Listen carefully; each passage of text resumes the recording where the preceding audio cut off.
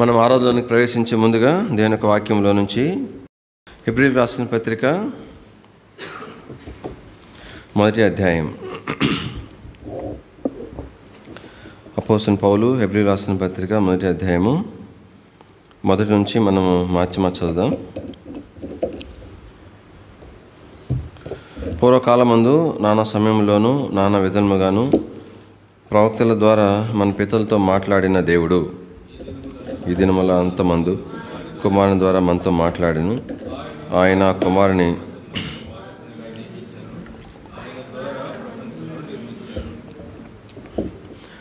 ఆయన దేవుని మహిమ యొక్క తేజస్సును ఆయన తత్వం యొక్క మూర్తిమంతమునై ఉండి తన మహత్తుగల మాట చేత సమస్తమును నిర్వహించుచు పాపం విషయంలో శుద్ధీకరణము తానే చేసి దేవదూతల కంటే ఎంత శ్రేష్టమైన నామం పొందినో వారికంటే అంత శ్రేష్ఠుడై ఉన్నత లోకమందు మహామహుడగు దేవుని కుడిపార్శ్వమున కూర్చుండెను. ఏలనగా నీవు నా కుమారుడవు, నేను నేడు నిన్ను కని ఉన్నాను అనియు, ఇదిగాక నేను ఆయనకు తండ్రినయుండును, ఆయన నాకు కుమారుడనై ఉండును అనియు ఆ దూతలలో ఎవరితోనైనా ఎప్పుడైనాను చెప్పిన. 6వ వచనం కూడా అందరం కలిసి చూద్దాము. మరియు ఆయన భూలోకమునకు ఆది సంభూతిని మరలా రప్పించినప్పుడు దేవుని దూతలందరూ ఆయనకు నమస్కారము చేయవలెనని చెప్పుచున్నాడు. ప్రభు సహాయం కొరకే ప్రార్థన చేద్దాము. ప్రీతండి ప్రభా, మరోసారి దీనిమై మీ పాసానికి వస్తుంటున్నాం. మీ కృపగల నష్టం అప్పగించుకుంటున్నాం. ప్రభాతాన్ని మేము వింటూ ఉండగా చదవన లేఖన భాగం ప్రభా దయతో దీవించి ఆశీర్వదించవలసిందిగా ప్రార్థన చేస్తుంటున్నాం. ప్రభా మీ మహిమ కొరకు ప్రభాతాన్ని మీరు కనికరించండి. ప్రభా ఇక మేము దాసుని దృష్టించవలసిందిగా ప్రార్థన చేస్తుంటున్నాం. మేము దయగలను సమర్పించుకుంటూ కృపను కోరుకుంటూ మీ సన్నిధికి రాగల వారిని బట్టి స్తోత్రంలో ఇంకనూ మీ ఏర్పాట్లను వారిని విషయమై మీరు విమోచించిన మీ ప్రజల విషయమై దయతో మీరు సహాయపడితే రావాల్సిందిగా ప్రార్థన చేస్తూ యేసు ప్రభు యొక్క శ్రేష్టమైన నామంలో స్తుతించి ప్రార్థించి మహిమపరిచి అడిగి వేడుకుంటున్నాం తండ్రి, ఆమేన్.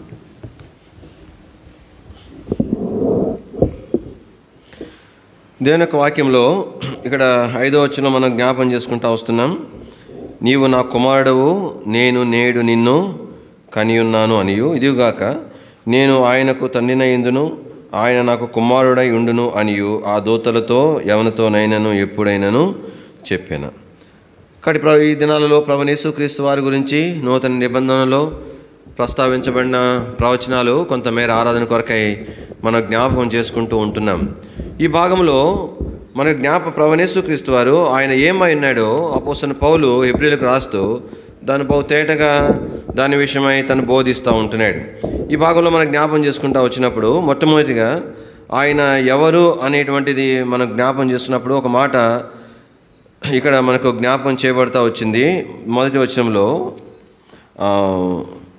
2వ వచనం చివరిలో ఆయన ద్వారా ప్రపంచములను నిర్మించెను అని చూస్తాం.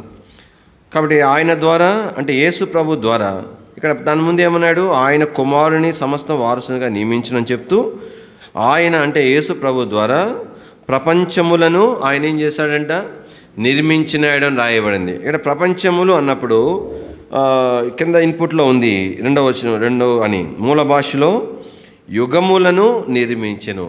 కాబట్టి యుగములు మరి యుగములని ఎట్లా మరి దాన్ని విభాగిస్తారో నాకు తెలియదు. బహుశా నేను అనుకుంటానంటే కానీ కొన్ని లక్షల కోట్ల అంటే బహుశా ఇదొక యుగమేమో, మానవ యుగం.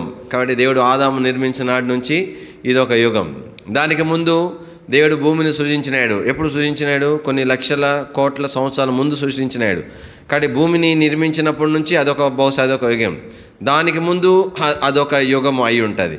కాబట్టి దేని వాక్యంలో యుగములను లేని ప్రపంచములను దేవుడు ఏం చేశాడంట, ఆయన ద్వారా నిర్మించినాడు.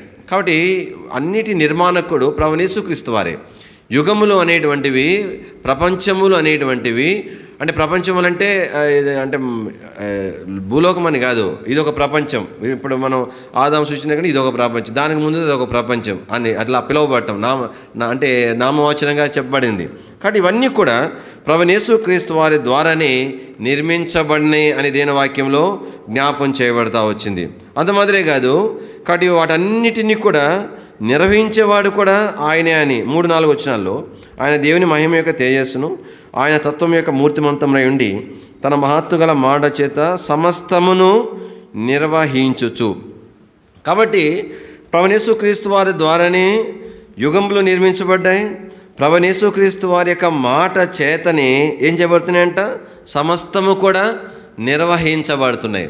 కానీ ప్రతి దాని యొక్క నిర్వాహకుడు ఎవరనంటే ప్రభువైన యేసుక్రీస్తు వారే. ఆయన మాట చేత ఒక మాట చెప్పినాడు అంతే. కాబట్టి ఎట్లా చెప్పినాడు? సముద్రానికి చెప్పినాడు, ఒక మాట చెప్పినాడు అంతే. నీ హద్దు ఇది, దాన్ని దాటి నువ్వు రాకూడదు అని చెప్పినాడు. ఆ హద్దుకు దాటకుండా ఉండడానికి దేవుడు ఏం గోడ కట్టినాడు చెప్పండి?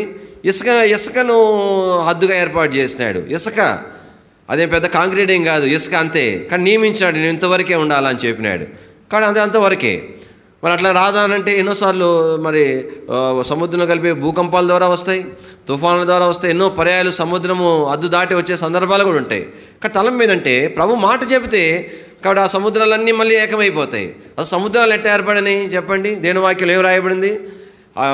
భూలోకం అంతా కూడా జలమయంగా ఉంటే నీరంతా కూడా ఒక చోట ఏర్పడాలని ప్రభు ఒక మాట సెలవిస్తే ఆ మాట ద్వారా సముద్రాలు ఏర్పడినాయి. అదే ప్రభు అదే మాట ద్వారా ఆ సముద్రాలన్నీ కలిసిపోయి భూలోకం అంతా జలమయం అయిపోవాలంటే మట్లాగా అలా జరిగిపోతాయి. కాబట్టి ప్రభునేసు మనం ఆరాధించేటువంటి ప్రభు ఆయన ఎవరంటే ప్రపంచములను యుగములను నిర్మించిన వాడు, యుగములను సమస్తమును కూడా ఆయన నిర్వహించేటువంటి వాడు. అందుమాదిరే కాదు, దేని వాక్యంలో ఇంకో మాట కూడా ఇక్కడ జ్ఞాపం చేయబడుతుంది. చూడండి 2వ వచనంలో, ఆ దినముల అంతమందు కుమారుని ద్వారా మనతో మాట్లాడెను, ఆయన ఆ కుమారుని సమస్తమునకు వారసునిగా నియమించినాడు. కాబట్టి ఒకటేమో కదా యుగములన్నీ కూడా ఆయన నిర్మాణకుడు ఆయనే, సమస్తాన్ని నిర్వహించేవాడు ఆయనే, సమస్తమునకు వారసుడు కూడా ఆయనే. కాబట్టి మనం ఆరాధించేటువంటి ప్రభు, అలాంటి ప్రభుని మనము ఆరాధించడానికి చేరి వచ్చినాం. దీని వాక్యంలో రెండవదిగా ఇక్కడ ఈ భాగంలో మనకు ప్రభుని గురించి జ్ఞాపం చేయబడే రెండో మాట ఏంటంటే చూడండి, 3-4 వచనాల కింద రాయబడి ఉంటుంది, దేవదూతల కంటే ఎంత శ్రేష్టమైన నామము పొందినో వారి కంటే అంత శ్రేష్ఠుడై ఉన్నత లోకమందు మహామహుడగు దేవుని కుడి పార్శ్వమున కూర్చు. కాబట్టి దేవదూతల కంటే ఎంత శ్రేష్టమైన నామము పొందినో వారికంటే అంత శ్రేష్టమైన వాడు. కానీ ప్రభువైన యేసుక్రీస్తు వారికి స్థానం ఏమిటంటే దేవుని దూతల కంటే శ్రేష్టమైన నామం, వారికంటే శ్రేష్టమైనటువంటి వాడుగా యేసు ప్రభువాన్ని మనం చూస్తూ ఉంటున్నాం. కానీ పరలోకంలో దేవుని దూతలను దేవుడు ఏర్పాటు చేసినాడు. కాబట్టి దేవుని యొక్క దూతలు మరి యోహాను ఒక సందర్భంలో దేవుని యొక్క దూతకి ఏం చేయబోతాడు? సాగిలబడి నమస్కారం చేయబోతాడు. నమస్కారం చేయబడిపోతే అప్పుడు దూత అంటాడు, నేను నీతోనూ సహదాసుడని చెప్తాడు. ప్రకటన గ్రంథం చివరి అధ్యాయంలో 22వ అధ్యాయంలో 8వ వచనం, యోహానను నేను ఈ సంగతులను వినిన వాడను చూచిన వాడను, నేను విని చూచినప్పుడు వాటిని నాకు చూపుచున్న దూత పాదముల ఎదుట నమస్కారం చేయడం సాగిలపడగా అతడు, వద్దు సుమి, నేను నీతోనూ ప్రవక్తలైన నీ సహోదరులతోనూ ఈ గ్రంథమందు ఉన్న వాక్యములు గైకొని వారితోనూ సహా దాసుడను, దేవునికే నమస్కారము చేయుమని చెప్పాను. కాబట్టి దేవుని యొక్క వాక్యంలో కానీ మన ప్రభు ఒక్కడే, ఏ దేవుని దూత కూడా పూజింపదగిన వాడు కాదు. అపవాదైన సాతాను కానీ తనలో పాపం పుట్టినది అని అంటానికి కారణం ఏంటి? సాతాను కన్నా ఆశ ఏంటి? కానీ దేవుడు మాత్రమే ఆరాధించబడుతుంటుండగా తను కూడా ఆ స్థానంలోనికి రావాలని కోరినాడు. ఎందుకు ఆ స్థానాన్ని ఆశించినాడు? తనకు ఉన్నతమైన స్థానం ఇచ్చినాడు కదా, ప్రధాన దూతగా చేసినాడు కదా. ఎందుకు దాని విషయం సంతృప్తి లేదంటే ఆ స్థానంలో తను ఆరాధించబడట్లేదు. ప్రధాన దూతగా ఉన్నాడు కానీ అయితే తనకేం ఆశ అంటే, తనకేమి కోరికంటే తను ఆరాధించబడాలా, తను పూజించబడాలా. అందుకని దేవుని యొక్క స్థానంలోనికి రావాలని అనుకున్నాడు. తర్వాత మనకు తెలుసు సాతాను వాని దూతలు ఏం చేయబడినారు? పడద్రోయబడినాడు. ఇప్పటికీ వాని ఆశ అదే. అందుకని యేసు ప్రభువారు అన్నాడు, ఏమన్నాడు? సర్వలోకం అంత మహిమనంతా చూపించి ఒక నిమిషంలో నువ్వు నాకు సాగిలబెడితే అదంతా కూడా నేను నీకు ఇస్తానని చెప్పినాడు. తలంపు ఏంటంటే కాబట్టి దేవుని యొక్క దూతలు చెప్తున్నాడు ఏమనంటే దేవునికే ఆయన మాత్రమే దూతల కంటే శ్రేష్టమైన వాడు. అందు కింద భాగంలో ఇదే ఎబ్రాయ రాసిన పత్రిక 1వ అధ్యాయంలో 6వ వచనం మనం చూస్తూ వచ్చినాం. మరియు ఆయన భూలోకమునకు ఆది సంభూతిని మరలా రప్పించినప్పుడు దేవుని దూతలందరూ ఆయనకు నమస్కారము చేయవలెనని చెప్పుచున్నారు.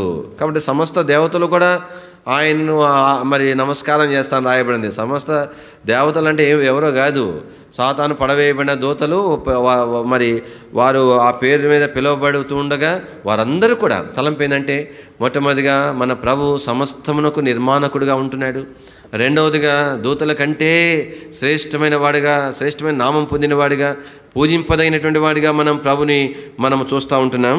ఈ భాగంలో మనం జ్ఞాపం చేసుకుంటూ వచ్చినప్పుడు మూడవదిగా దయచేసి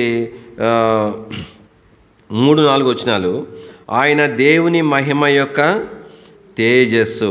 కాబట్టి దేవుని వాక్యంలో మూడవది ఎవరిని మనం ఆరాధించడానికి చేరొచ్చినామంటే ఆయన దేవుని మహిమ యొక్క తేజస్సు.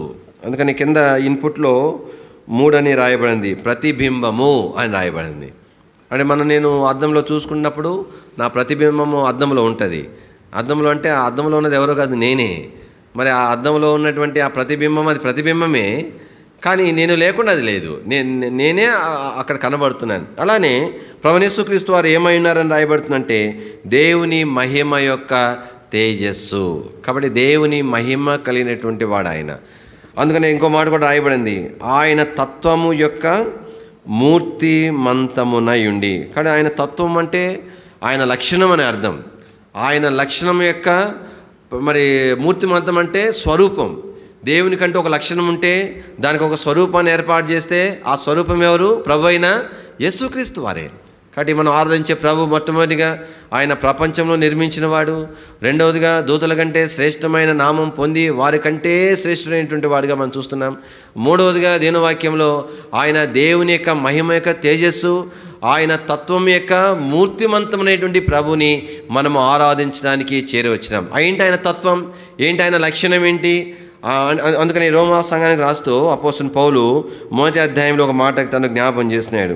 రోమీయులకు రాసిన పత్రిక 1వ అధ్యాయము 20వ వచనం, ఆయన అదృశ్య లక్షణములు అనగా ఆయన నిత్య శక్తి, దేవత్వము. కాబట్టి ఏంటి ఆయన తత్వం, ఏంటి ఆయన లక్షణాలు ఏంటి అని అంటే దేవుని వాక్యంలో రాయబడుతుంది కనబడినటువంటి లక్షణాలు. ఏంటి ఆ కనబడిన లక్షణాలంట?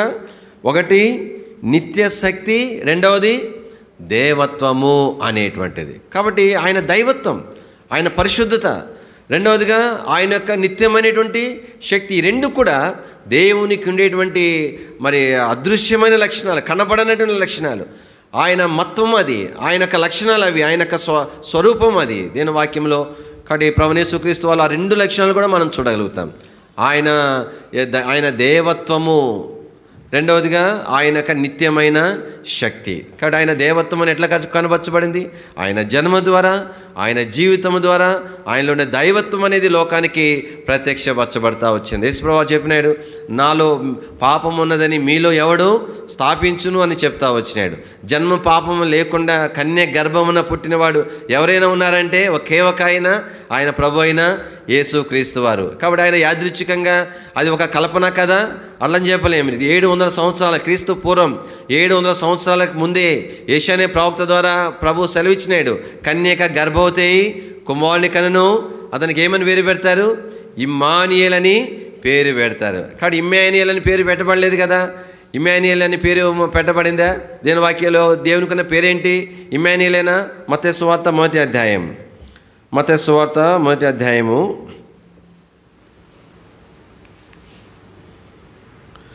23వ వచనం చదవండి.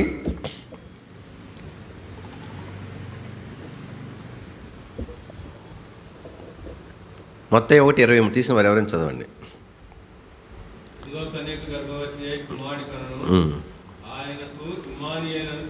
పేరు పెట్టిదురు అని ప్రభు తన ప్రవక్తల ద్వారా పలికిన మాట నెరవేరినట్లు ఇదంతా జరిగెను. ఇమ్మానుయేలు పేరునకు భాషాంతరమున దేవుడు మనకు తోడు, అంటే దేవుడు మనలను కలుసుకునేటువంటి సందర్భం ఇమ్మానుయేల్ అని అంటే. కాబట్టి దేవుని స్తోత్రములు, పాపులమైన మనం పరిశుద్ధమైన దేవుడు తను ఎలా కలుసుకున్నాడు? దేని ద్వారా కలుసుకున్నాడు? శిలువ ద్వారా కలుసుకున్నాడు. అమూల్య రక్తం ద్వారా, శిలువలో క్రయం చెల్లించడం ద్వారా పాపైన మానవుడు దేవునితో కలుసుకొనుటకు కారణమైంది. అలాగా కారణమైన వాడే ప్రభు అయిన యేసుక్రీస్తు వారు. కాబట్టి దేవుని ఒక వాక్యంలో ఆయన యొక్క అదృశ్య లక్షణాలు, ఒకటి ఆయన దేవత్వము అందుమాదిరే కాదు, ఆయన నిత్య శక్తి అనే మాట కూడా జ్ఞాపం చేయబడింది. కానీ ఆయన శక్తి అట్లాగా ఎక్కడ ప్రదర్శించబడింది, దేని ద్వారా ప్రదర్శించబడింది? కాబట్టి అంటే రెండు విషయాలు ఉంటున్నాయి. సిలువకు ముందు ప్రభు యేసుక్రీస్తు వారు ఆయన జరిగించిన అద్భుతమైన పలు విధములైన సూచిక క్రియల ద్వారా ఆయన శక్తి ప్రదర్శించబడింది. దానికంటే అధికమైన పరిమాణంలో సిలువలో ఆయన శక్తిని ఆయన ప్రదర్శించిన వాడుగా ఉంటున్నాడు. కాబట్టి దేవుని యొక్క వాక్యంలో దేవుని యొక్క శక్తి యొక్క నిదర్శనం ఎక్కడ మనం చూస్తామంటే సిలువలో చూస్తాం. ఆయన నిత్యమైన శక్తి సిలువ ద్వారా దేవుడు రుజువుపరచడం ద్వారానే కాబట్టి నీవు నేను కూడా రక్షణ పొందినటువంటి వారముగా ఉంటున్నాం. దయచేసి ఎఫెసీ రాసిన పత్రిక, అపోస్తలుడైన పౌలు ఎఫెసీ సంఘానికి రాసిన పత్రిక 1వ అధ్యాయము 17-19 వచనాలు. మరియు మీ మనోనేత్రములు వెలిగింపబడినందున ఆయన మిమ్మల్ని పిలిచిన పిలుపు వల్లనైన నిరీక్షణ ఎట్టిదో, పరిశుద్ధులలో ఆయన స్వాస్థ్యం యొక్క మహిమైశ్వర్యం ఎట్టిదో, ఆయన క్రీస్తునందు వినియోగపరిచిన బలాతిశయమును బట్టి విశ్వసించిన మనయందు ఆయన చూపుచున్న తన శక్తి యొక్క అపరిమితమైన మహాత్యము ఎట్టిదో మీరు తెలిసి కొనవలెను. కాబట్టి దీని వాక్యం ఏం చూస్తుంటున్నాం? తన శక్తి యొక్క అపరిమితమైన మహాత్యం ఎక్కడ బయలుపరచబడింది? శిలువలో బయలుపరచబడింది. కాబట్టి ఆ నిత్య శక్తి ద్వారానే కాబట్టి నీవు నేనేం చేయబడినాం?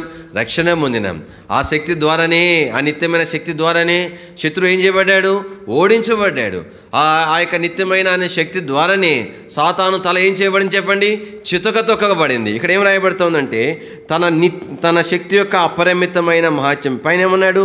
ఆ పై వరుసలో ఆయన క్రీస్తునందు వినియోగపరిచిన అని అంటున్నాడు. కాబట్టి యేసు ప్రభువులో దేవుడు వినియోగంలోనికి తీసుకొచ్చిన శక్తి ఎలాంటిదంటే ఆ శక్తి ద్వారానే ప్రభు యేసుక్రీస్తు వారు నీ కొరకు నా కొరకు శిలువలో బలిదానముగా ఆయన అర్పించుకున్న వాడిగా ఉంటున్నాడు. ఐగుప్తులో కూడా కాబట్టి దేవుడు తన శక్తిని బయలుపరుస్తూ వచ్చినాడు. 2 సంగతులు మనం చూస్తాం. మొట్టమొదటి 10 రకాలైనటువంటి తెగుళ్ళు మరి ఆ యొక్క ఐగుప్తుని పంపించడం ద్వారా ప్రభు తన శక్తిని బయలుపరిచినాడు. అయితే దాని ద్వారా వారికి విమోచన కలగలేదు. దాని ద్వారా ఏమైంది? వారి దేవుళ్ళు దేవతలందరికంటే కూడా ఆయన మహత్యము కలవాడని అది రుజువుపరచబడ్డానికి సరిపోయింది. కానీ అయితే వారి విమోచన కొరకై నిర్దోషమైన నిష్కల్మషమైనటువంటి ఆ ఏడాది గొర్రెపిల్ల లేదా మేకపిల్ల రక్తము ప్రోక్షణ ద్వారా వారు విమోచించబడుతూ వచ్చినారు. కానీ దేనిక వాక్యంలో ఆ 10 రకాలైనటువంటి సూచిక క్రియల కంటే కూడా అపరిమితమైనటువంటి ఆయన మహాత్మ్యం ఏమిటంటే కానీ వారి రక్షణ కొరకు, విడుదల కొరకు ఆ అర్పించబడినటువంటి ఆ పస్కా పశువే, ఆ పస్కా బలి యొక్క రక్తమే వారి యొక్క విమోచనకు కారణమవుతా ఉంది. మూడవదిగా దేని వాక్యం ఇక్కడ మనం జ్ఞాపం చేసుకునే మాట ఏంటంటే ఆయన మహిమ యొక్క తేజస్సు కలిగినటువంటి వాడు. అందుకని దేని వాక్యంలో మనం చూస్తాం ఆయన మనం ఆరాధించే ప్రభు ఎలాంటి వాడు? ఎవ్వరు కూడా ఆ తేజస్సు ఎంత ప్రకాశమానమైందంటే ఎవ్వరు కూడా సమీపానికి వెళ్ళలేరు ఎవ్వరు. కాబట్టి ఎన్నోసార్లు అనాలోచనగా దేవుని సన్నిధిలో ఉంటాం. కానీ మన మంది ఉన్న ప్రభు మన కంటికి కనిపించలేదు కాబట్టి అన్నట్లు ఉంటాం. కానీ మనం చూడగలగాల, మన ప్రభు మన కనులు తెరవగలగాల. మన ప్రభు ఎలాంటి వాడంటే ఎవ్వరు సమీపించలేరు. దేవుని యొక్క దూతలు ఉన్నారు, వారు శరాపులు.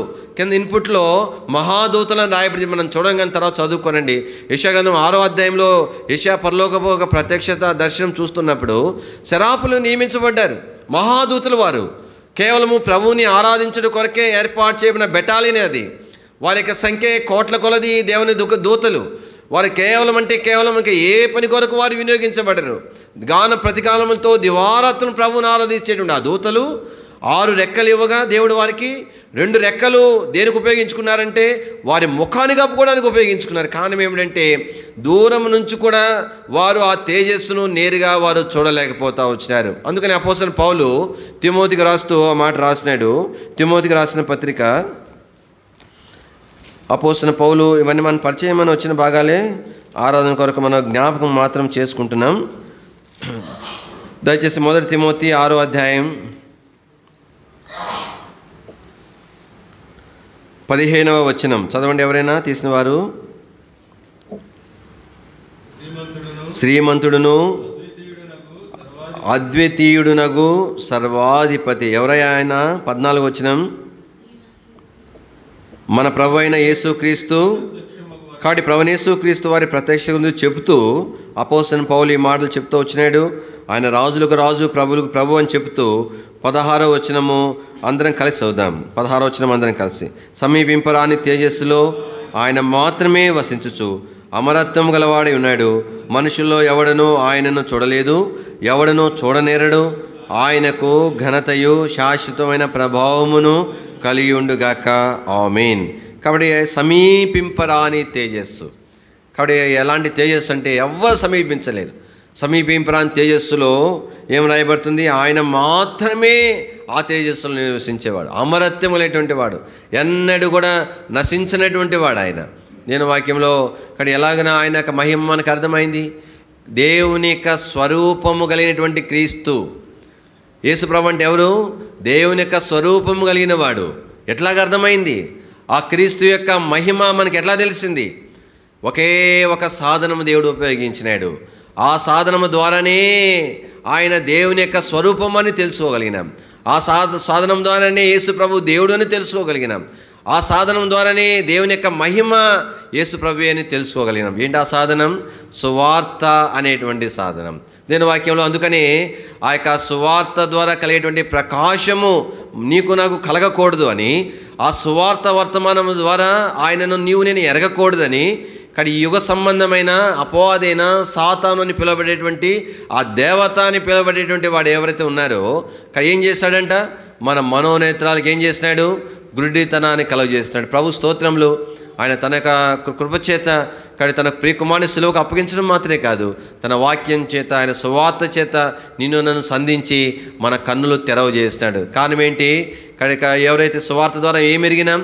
దేవుని యొక్క స్వరూపైన క్రీస్తు యొక్క మహిమను మనం చూడగలిగినాం. 2వ కొరింథీ రాసిన పత్రిక 4వ అధ్యాయము 4వ వచనం. దయచేసి సహాయపడండి తీసిన వారు.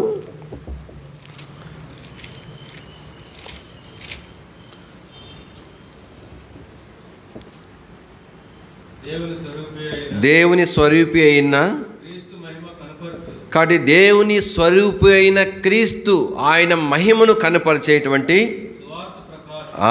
కాబట్టి సువార్త అనేటువంటిది ఒక వెలుగు. ఆ వెలుగు ద్వారా ఏమర్థమవుతుంది? ఆ సువార్త యేసు ప్రభు సువార్త అంటే అర్థం ఏంటి? సిలువను కూర్చున్న వార్త, ఆయన మరణ, భూస్థాపన, పునరుద్ధానం కూర్చున్న వార్త వినుడి ద్వారా ఏమవుతా వచ్చింది? మన కన్నులు తెరవబడ్డాయి. ప్రభుని మనం గుర్తుపట్టినాం. మనం చూడాల్సిన అవసరం లేదు. కానీ ఎంఐ గ్రామానికి వెళ్ళేటప్పుడు వారు మరి ఆ రొట్టె విరిచబడిన సందర్భంలో వారి కన్నులు తెరబడి ప్రభుని గుర్తుపట్టినారు. కాబట్టి దేని వాక్యంలో ప్రభు మన కన్నులు తెరిచినాడు. తెరవడం ఏమర్థమవుతుంది? దేవుని స్వరూపి క్రీస్తు. ఆ క్రీస్తు మహిమను మనం కనుగొనగలుగుతూ వచ్చినాం. ప్రభు స్తోత్రములు. కానీ దేని మరి ప్రభుని మనం దాన్ని బట్టి ఆరాధించవలసిన వారు ఉన్నాం. నేను మళ్ళీ జ్ఞాపకం చేస్తాను. మొట్టమొదటిగా దేన్ని బట్టి ఆరాధించాలా? ఆయన ప్రపంచంలో నిర్మాణకుడు, ప్రపంచంలో నిర్వహించేవాడు, అన్నిటికీ కూడా ఆయన వారసుడై ఉంటున్నాడు. ఆయన ద్వారానే సమస్తం కూడా నిర్మించబడతా వచ్చినాయి. ఈ సందర్భంగా మన పరిచయం ఇంకో వచనము నేను గుర్తు చేస్తాను. యోహాను సువార్త 1వ అధ్యాయం 1వ వచనం. యోహాను సువార్త 1వ అధ్యాయం 1వ వచనం.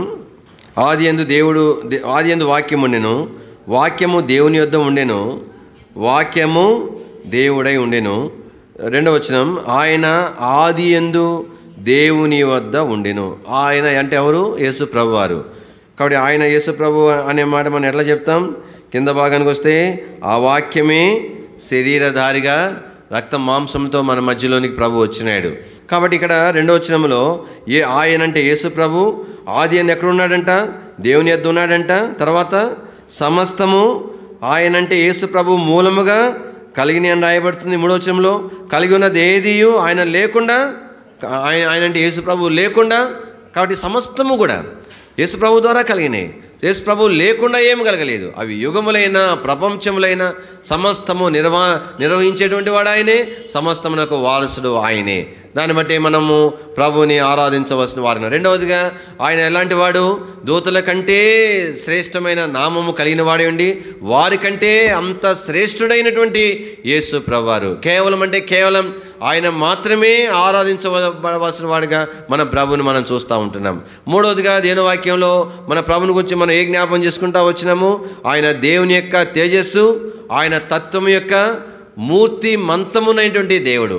ఆయన యొక్క లక్షణములకు స్వరూపం ఎవరైనంటే ఆయనే ప్రభు అయిన యేసుక్రీస్తు వారు. దాన్ని బట్టి మన ప్రభువుని ఆరాధించవలసిన వారుగా ఉంటున్నాం. దయచేసి 4వదిగా ఎబ్రీ రాసిన పత్రిక 1వ అధ్యాయంలో 3-4 వచనాల్లో మధ్య భాగం చదువుతున్నానండి. పాపముల విషయంలో శుద్ధీకరణ తానే చేసి. చూసారా, ఇక్కడ సమస్తము నిర్మించిన వాడు ఆయనే, తర్వాత దూతల కంటే శ్రేష్టమైన వాడు ఆయనే, కానీ ఎవరు సమీపింప తేజస్సులు నివసించేవాడు ఆ ప్రభువే. ఏం చేశాడంట, మరి మన పాపముల విషయంలో ఏం చేసినాడు, ఆయన శుద్ధీకరణ చేసినాడు. నీ యొక్క నా యొక్క పాప క్షమాపణ కొరకై శిలువలో తను తాను ప్రభు అప్పగించుకున్న వాడిగా ఉంటున్నాడు. నేను వాక్యం ఇక్కడ ఏమని రాయబడుతుందంటే శుద్ధీకరణ తాను చేసి అని రాయబడలేదు. ఏమని రాయబడని చెప్పండి, తానే చేసి అని రాయబడింది. కాబట్టి దీని వాక్యం ఒక మాట ఉంది కదా, ఎవడును తన సహోదరుని విమోచించలేడు. కేవలం అంటే కేవలం ప్రభువైన యేసుక్రీస్తు వారే, ఆయనే నిన్ను నన్ను విమోచించేవాడు. కానీ మన విమోచకుడు ఆయన. కాబట్టి మనల్ని పాపం నుంచి విడిపించినటువంటి వాడు ఆయన.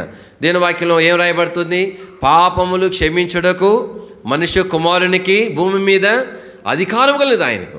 ఆయన మాత్రమే మన పాపములు క్షమించగల. కారణం ఏమిటంటే ఆయన మాత్రమే నీ యొక్క నా యొక్క పాపముల కొరకు కలువరి శిలువలో ఏం చేశాడు, ఆయన రక్తమును చిందించిన వాడుకు ఉన్నాడు.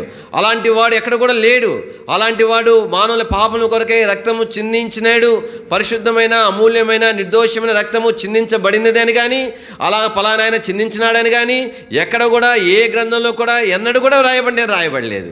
కేవలము తానే ఆ కార్యమును చేసిన వాడిగా ఉంటున్నాడు. అందుకని దేవునికి స్తోత్రములు. కానీ ప్రభువుని మనము ఆరాధించడానికి చేరవచ్చినాం. ఎన్నో చోట్ల రాయబడింది.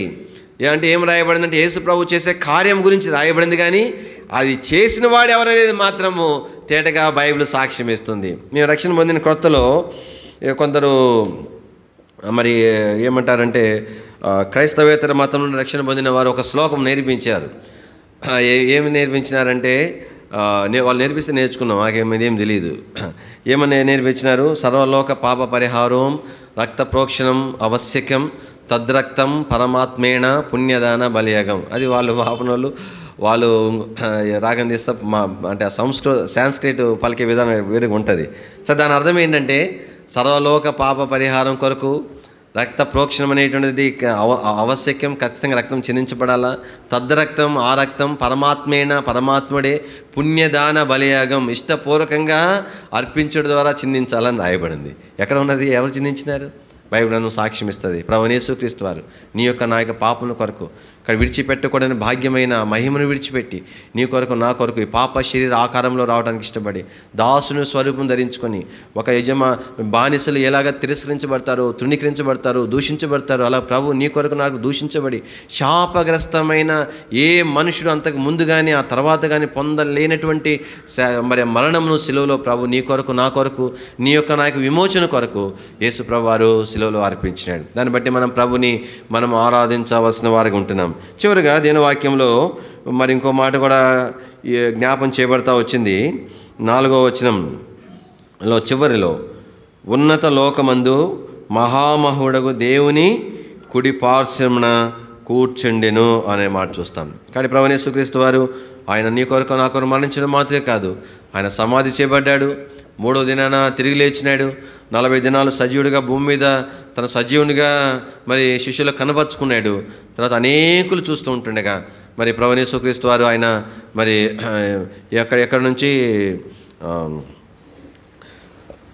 మేఘారూఢుడే ప్రభు పరలోకానికి ఆరోహణం అయిపోయినటువంటి వానిగా ప్రభుని మనము చూస్తాం. కాబట్టి ఆయన ఎక్కడ ఉన్నాడు, తండ్రి కుడి పార్శ్వమున ఆసీనుడైనటువంటి ప్రభుని. కాబట్టి ఇప్పుడు మనం ఆరాధించే ప్రభు ఎక్కడున్నాడు? కాబట్టి మరి తన వాగ్దానం మేరకు మన మధ్యలో ఆయన ఉంటున్నాడు. అదే సమయంలో కాబట్టి ఆయన పరలోకమందు సింహాసన ఆసీనుడిగా మన ప్రభుని ఉంటున్నాడు. కాబట్టి ఆ ప్రభుని మనం ఆరాధించడానికి చేరి వచ్చిన వారిగా ఉన్నాం. ఈ తలం రోజులో ఉంచుకుందాం. కానీ ఆయన యొక్క కృపచేత ప్రభు మన పాపం విమోచించి ఎంత గొప్ప రక్షణకు పాత్రగా చేసిన దేవుడు.